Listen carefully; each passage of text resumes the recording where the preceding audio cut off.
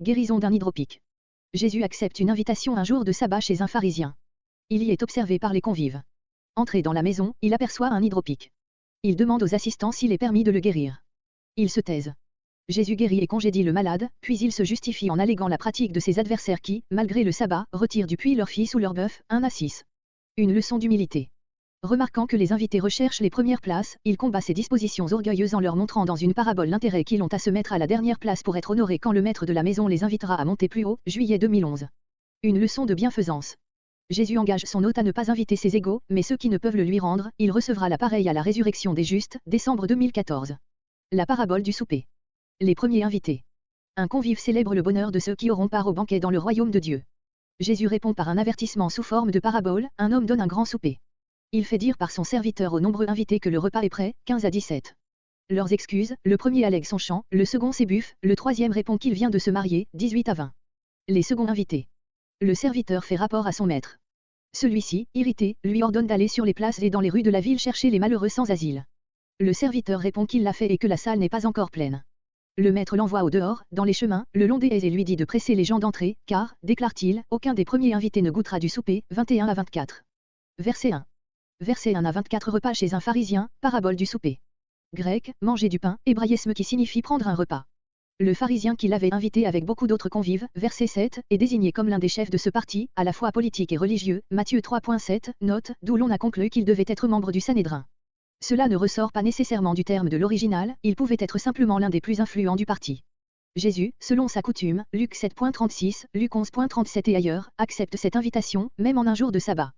L'hostilité décidée que manifestaient alors les pharisiens contre Jésus donne à cette acceptation un caractère tout particulier de support et de charité. Ils étaient là, l'observant, c'est-à-dire que d'autres pharisiens, également invités, verset 7, épiaient le Sauveur, de même que le faisait le maître de la maison, pour le surprendre en quelque faute contre la loi du sabbat. Peut-être même avait-il déjà aperçu le malade qui se trouvait là et pensait-il que Jésus le guérirait. Verset 2.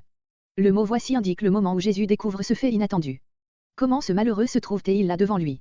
On a supposé que les pharisiens l'avaient fait venir à dessein, afin de tendre un piège au Sauveur.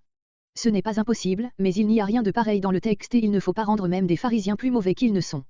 Comme cette scène se passe avant qu'on se fût mis à table, verset 7, on peut la placer dans quelqu'une de ces cours intérieures qui, en Orient, précèdent les appartements, et l'on conçoit que le malade se fût timidement approché jusque-là, espérant être guéri, mais n'osant rien demander, parce que c'était le sabbat et à cause des pharisiens. Verset 3. Grec, et Jésus, répondant, dit. Il répond réellement aux pensées non exprimées qu'il lit dans les regards, il l'observait, verset 1, et dans les cœurs de ceux qui l'entourent. Ce ou non, est-il permis ou non, omis par le texte reçu, exige une réponse catégorique. La question s'adresse non seulement aux pharisiens, mais avant tout aux légistes, ou docteurs de la loi, dont la compétence était reconnue pour interpréter les dispositions de la loi. Ils se taisent, soit parce qu'ils ont honte de trancher la question négativement, soit parce que, dans leur hostilité à l'égard de Jésus, ils ne veulent pas lui donner de réponse. Verset 4. Grec, l'ayant pris à lui, par la main, ou en posant la main sur lui, afin de lui témoigner sa compassion et d'entrer directement en rapport avec lui, il opéra sa guérison. Quelquefois Jésus se contente d'un léger attouchement, Matthieu 8.3, quand il ne guérit pas par sa seule parole, ce qu'il fait le plus fréquemment. Verset 5. Comparez Matthieu 12.11, Luc 13.15, note. Répondant, il leur dit. Comme au verset 3, Jésus répond au blâme que trahit leur attitude. Le mot répondant est omis par B, D, version syriaque. Le texte reçu, avec codex sinaiticus et quelques majuscules porte, celui d'entre vous dont l'âne ou le bœuf, correction, faite dans le but de conformer cet exemple à celui qui est cité Luc 13.15. Selon le vrai texte, le Fils, la question posée par Jésus est beaucoup plus incisive. Aussi ne purent-ils rien répondre à cela, verset 6, comparez verset 4, note. Verset 11. Pour comprendre cette instruction dans sa profondeur, il faut remarquer qu'elle revêt la forme d'une parabole, verset 7. En effet, Jésus n'a point l'intention de donner à ses convives une leçon de politesse ou de modestie. Tous les hommes recherchent la première place, parce qu'ils sont orgueilleux devant Dieu, et jamais ils ne deviennent humbles les uns à l'égard des autres, au point que, l'un estime l'autre plus excellent que soi-même, Philippiens 2.3, avant de s'être humilié devant Dieu dans le sentiment d'une profonde repentance. C'est là le commentaire que Jésus nous donne de sa parabole dans les paroles qui la terminent, s'élever devant les hommes a pour conséquence certaine d'être abaissé devant Dieu et l'inverse, comparez Matthieu 23.12, Luc 18.14, 1 Pierre 5.5. Verset 12. Il disait aussi. Comme au verset 7 et souvent dans Marc et dans Luc, cette locution introduit une pensée nouvelle et importante, que Jésus ajoute à ses discours. L'instruction qui va suivre, de même que celle qui précède, est empruntée aux circonstances du repas auquel il assistait. Il n'y avait là que des invités appartenant au rang et à la position sociale de l'hôte qui les recevait dans sa maison. Et, comme il arrive presque toujours dans les festins, les pauvres, les malheureux étaient oubliés. Verset 14. Nous ne répéterons pas, après tant d'autres, qu'il ne faut pas prendre ces paroles à la lettre, le cœur égoïste de l'homme le dira lui-même à chaque lecteur. Mais pourquoi les spiritualiser jusqu'au point qu'elles ne signifient plus rien? Certainement Jésus ne nous défend pas d'inviter nos proches, nos amis, puisque lui-même assistait à des repas de cette nature. Mais l'ordre positif qu'il donne, pratiqué avec simplicité et avec une sympathie chrétienne pour les malheureux qu'il désigne, serait un exercice de la charité tout autre que les plus riches aumônes qui ne nous mettent point dans un rapport cordial avec ceux qui souffrent.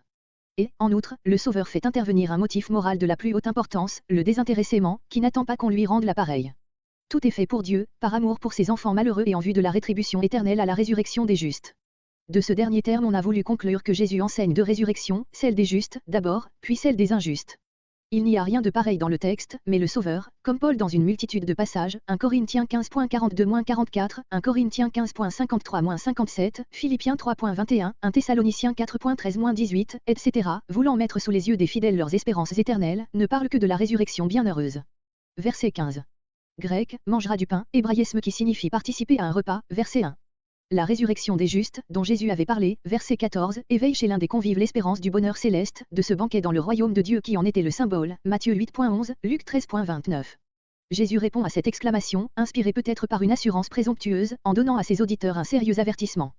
La parabole qu'il prononce leur dépeint comment plusieurs des invités au banquet céleste n'y auront aucune part, et cela, par leur faute. Verset 16. Voir, sur une parabole très semblable, mais non identique à celle-ci, Matthieu 22.1-14, note. Il est probable que Jésus décrivit plus d'une fois l'ingratitude et la révolte de son peuple par cette similitude, en modifiant certains traits. L'homme qui faisait un grand souper, c'est Dieu, dont la miséricorde infinie offre à l'homme, perdu dans sa misère, l'immense privilège de rentrer en communion avec lui et de trouver auprès de lui tous les biens qui peuvent rassasier sa faim et remplir son cœur de la joie d'un banquet céleste. L'invitation à ce grand souper avait retenti fréquemment et longtemps en Israël par le ministère des prophètes. Verset 17. Son serviteur, c'est le Sauveur lui-même, envoyé dans l'accomplissement des temps pour réitérer d'une manière plus pressante et plus solennelle l'invitation. Seul il pouvait dire, c'est déjà prêt, car lui-même avait tout préparé, tout accompli pour le salut de l'humanité perdue. Les termes dont il se sert expriment la parfaite gratuité de ce salut. Le texte reçu porte, tout est déjà prêt. Ce mot omis par Codex Sinaiticus, B, est probablement emprunté à Matthieu. Verset 18. Grec, et ils commencèrent tout d'une seule voix ou d'une seule opinion. Ces termes font ressortir ce qu'il y avait dans une telle conduite de surprenant, d'ingrat, d'injurieux pour celui qui invitait. C'est l'inimitié du cœur de l'homme contre Dieu prise sur le fait. Verset 20. Les excuses diffèrent, mais l'esprit est le même, verset 18, note. Il y a cependant une gradation, le premier se croit sous la nécessité absolue de refuser, le second dit simplement qu'il part pour éprouver ses buffes, le troisième ne cherche pas même une excuse, il se sent dispensé par l'importance de ce qui le retient, son mariage, et il se contente de répondre, je ne puis. Tous les motifs allégués sont honnêtes, légitimes, plausibles aux yeux des hommes, ce sont les possessions, les affaires, les affections de famille. Mais comme il n'y a aucune incompatibilité entre ces choses-là et la communion avec Dieu, elles ne sont, au fond, que de vains prétextes. Le vrai obstacle est ailleurs, dans le cœur de l'homme. Verset 21. Le serviteur, de retour de sa mission, rend compte au maître des refus qu'il a essuyés. Stier voit dans ce trait un écho des douloureuses plaintes que l'ingratitude et l'endurcissement de son peuple arrachaient au Sauveur et qu'il exhalait dans ses prières à son Père. La colère du maître de la maison n'est que trop justifiée par la secrète inimitié de ceux qui ont méprisé son invitation. Plus l'amour de Dieu est grand, plus sa colère sera terrible. La seconde invitation s'adresse à tous les malheureux ici désignés, qui n'ont d'autre retraite que les places et les rues de la ville. On peut entendre ces mots à la lettre, car l'évangile est annoncé aux pauvres, Luc 7.22, mais en supposant que leur misère extérieure les a amenés à sentir leur pauvreté morale.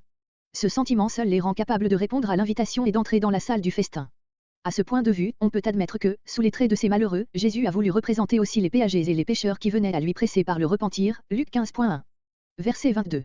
On se représente ordinairement que le serviteur, ayant reçu l'ordre de son maître, verset 21, était reparti pour faire la seconde invitation et que c'est après son retour qu'il prononce ces paroles. Mais de quel droit suppose Théon ce fait non exprimé dans un récit aussi circonstancié? Non, le serviteur, repoussé par les premiers invités, a fait de lui-même ce que le maître lui commande ici, en sorte qu'il peut répondre aussitôt, grec, vrai texte, c'est fait, ce que tu as ordonné. Ce sens s'applique admirablement à Jésus, il a pleinement accompli ce conseil de Dieu qui lui était connu, d'annoncer l'évangile aux pauvres. Meyer. Mais quelle révélation de la miséricorde infinie de Dieu, dans ces dernières paroles ajoutées par le serviteur, et il y a encore de la place. S'il en est un plus pauvre, plus misérable encore que ces derniers invités, il peut reprendre courage et se dire, il y a aussi de la place pour moi. Verset 23. Le maître entre avec joie dans la pensée que le serviteur lui suggère par sa remarque, il y a encore de la place. Aussi le charge-t-il d'une troisième invitation, ce n'est plus dans les places et les rues de la ville, Jérusalem et le peuple juif, qu'il doit la porter, mais au dehors, dans les chemins et le long des haies, à tous ces êtres errants et sans refuge qui vivent sans Dieu et sans espérance au monde. Ici est clairement prédite et ordonnée la grande vocation des païens, qui sera commencée par les apôtres et ne cessera plus jusqu'au dernier jour, où la maison du Maître sera remplie. Quel ardent amour de Dieu, pour les pécheurs qu'il veut sauver, s'exprime dans ce mot, et presse d'entrée, grec contraint, fait en une nécessité absolue. Il s'agit d'une contrainte toute morale, qui ne diminue en rien la liberté, puisque rien n'est plus libre que la foi, l'obéissance, l'amour.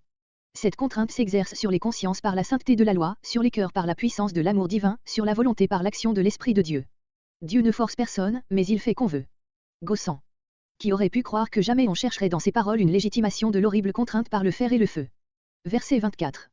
Ces dernières paroles, conclusion de la parabole, car, font encore partie de celle-ci et sont mises dans la bouche du maître de la maison, elles ne sont pas une déclaration de Jésus aux convives, comme on l'a prétendu, puisque lui-même apparaît dans cette histoire comme serviteur. Elles expriment toute la sévérité de Dieu, à la fin de cette parabole destinée à révéler tout son amour. Verset 25. L'avertissement aux foules. De grandes foules font cortège à Jésus. Il les prévient que pour être son disciple, il faut être capable de haïr les siens et porter sa croix en le suivant, 25 à 27. Deux paraboles destinées à enseigner la prévoyance. L'homme qui bâtit une tour. Jésus invite ceux qui se d'une tour, qui calculent la dépense, de peur de s'attirer les moqueries, s'il ne peut venir à bout de son entreprise, 28 à 30. Le roi qui fait la guerre. Qu'il soit prudent, comme un roi qui n'entreprend la guerre que s'il se sent de force à vaincre, 31 à 32. Conclusion, appuyée d'une comparaison qui montre l'importance du rôle des disciples. Celui qui ne renonce pas à tout ne peut être un disciple de Jésus. Les disciples ont un beau rôle, celui du sel, mais s'ils ne le remplissent pas, leur condition est d'autant plus misérable. Que celui qui a des oreilles pour entendre, entende. 33 à 35. Versets 25 à 35. Conditions nécessaires pour suivre Jésus. Jésus, après avoir quitté la maison du pharisien, verset 1, avait repris la route de Jérusalem. Parmi ces grandes foules qui faisaient route avec lui se trouvaient sans doute des pèlerins qui allaient aussi à Jérusalem pour la fête de Pâques. Il y avait encore chez la plupart un entraînement enthousiaste et charnel. Jésus, pour dissiper tout malentendu et pour les mettre en garde contre une profession précipitée, leur adresse un avertissement sérieux, sévère même. Verset 26. Comparez Matthieu 10.37, note, Matthieu 19.29. Ces paroles, au premier abord, paraissent être en contradiction avec les préceptes et l'esprit de l'Évangile.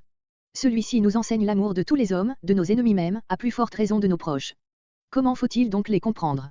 On a cherché à donner à ce mot haïr le sens de « aimer moins », comparé Genèse 29.30-31, ce qui reviendrait à la signification des paroles de Jésus rapportées par Matthieu, Matthieu 10.37, « Celui qui aime père ou mère plus que moi n'est pas digne de moi », et l'on peut admettre que telle est dans notre passage aussi la pensée du Sauveur. Cependant, il ne faut pas affaiblir l'expression plus énergique et évidemment choisie à dessein, qu'il emploie ici. Elle exprime aussi une vérité, comparée Matthieu 6.24. Jésus suppose que ces affections de la famille, entrant en conflit avec l'amour que nous lui devons, sont devenues un obstacle à notre communion avec lui et nous empêchent de devenir ses disciples. Nous devons haïr ce mal, cet éloignement de Dieu sous peine de renoncer à l'amour du Sauveur, comparé Luc 12.53. C'est exactement par le même principe que le disciple de Jésus doit haïr sa propre vie, grec sa propre âme, sa personnalité, son moi, dès que l'amour de lui-même s'oppose à l'amour de Dieu. Enfin, il est évident, d'après ces paroles, que le chrétien doit être prêt à sacrifier sa vie terrestre tout entière pour la cause de son maître. Mais qui est-il donc, ce maître, qui se pose ainsi comme l'objet de l'amour suprême de ses disciples? Verset 27. Matthieu 10.38, note, Matthieu 16.24, Marc 8.34, Luc 9.23. Ainsi le renoncement absolu que Jésus vient de prescrire ne suffit pas pour faire d'un homme son disciple, il n'y a pas seulement des affections et des biens à sacrifier, il y a des souffrances à endurer dans cet esprit d'obéissance et d'amour dont Jésus lui-même était animé et dont il devait donner l'exemple jusqu'à son dernier soupir. Ces souffrances ont pour emblème l'instrument qui servira au supplice du Maître. Comme le Maître, chaque disciple a sa propre croix, qu'il doit porter en le suivant. Or, la croix est toujours et pour tous un instrument d'ignominie, de souffrance et de mort. Verset 30. Le but de cette parabole, comme de la suivante, est de motiver, car, l'exhortation, impliquée dans la règle précédente, à s'examiner soi-même pour voir si l'on est capable de remplir ces sévères conditions. Être disciple de Jésus, versets entre 26 et 27, le suivre, l'imiter en toutes choses, jusqu'à la croix, jusqu'à la mort, est une tâche difficile, bien plus au-dessus des forces de l'homme naturel que bâtir une tour ou une forteresse n'est au-dessus de la fortune d'un pauvre, ce n'est donc pas avec l'enthousiasme éphémère d'une première émotion religieuse qu'on doit s'engager dans cette difficile carrière. Il faut s'asseoir, se recueillir, calculer la dépense, avant de faire hautement profession d'être disciple de Jésus. Sans cette précaution, on court le risque de provoquer les moqueries du monde et de devenir une cause d'opprobre pour l'Évangile. Verset 33. La seconde parabole a le même sens que la première, avec cette nuance que la vie chrétienne n'est plus comparée à une tour dont la construction exige une grosse dépense, mais à une guerre périlleuse contre un ennemi dont les forces sont bien supérieures à celles que nous pouvons lui opposer par nous-mêmes. Mieux vaudrait rester en paix avec cet ennemi, que de s'exposer à de honteuses défaites. Plutôt rester un honnête homme religieusement obscur, que de devenir ce qu'il y a de plus triste au monde, un chrétien inconséquent. Godet. Grec, ne renonce pas à tous ses biens propres, les objets spéciaux de ce renoncement ont été indiqués au verset 26. Telle est la conclusion de tout ce discours. Il y a quelque chose de saisissant dans ce mot répété pour la troisième fois, ne peut être mon disciple. Verset 35.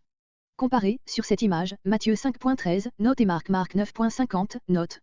Jésus fait diverses applications de cette image si vraie du sel, dont l'action pénétrante empêche la corruption et communique aux aliments une vivifiante saveur. Ici, le sel indique le rôle que le disciple joue dans le monde. On peut donc, avec Meyer, paraphraser ainsi ce verset.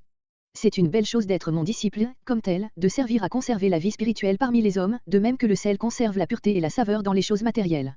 Mais si même mon disciple, sous l'influence d'intérêts terrestres, perd cette puissance vivifiante, avec quoi lui sera-t-elle rendue? Il n'est plus bon à rien et il sera jeté dehors, hors du royaume de Dieu. Il y a un profond mépris dans ces termes, ni pour la terre, ni pour le fumier. On peut traduire aussi, ni comme sol ni comme fumier. Le sel ne peut devenir un terrain que l'on ensemence, psaume 107.34, et il ne peut servir d'engrais. Cette parole, qui revient si souvent dans les discours de Jésus, doit attirer l'attention sur la dernière comparaison, aussi bien que sur les enseignements qui précèdent.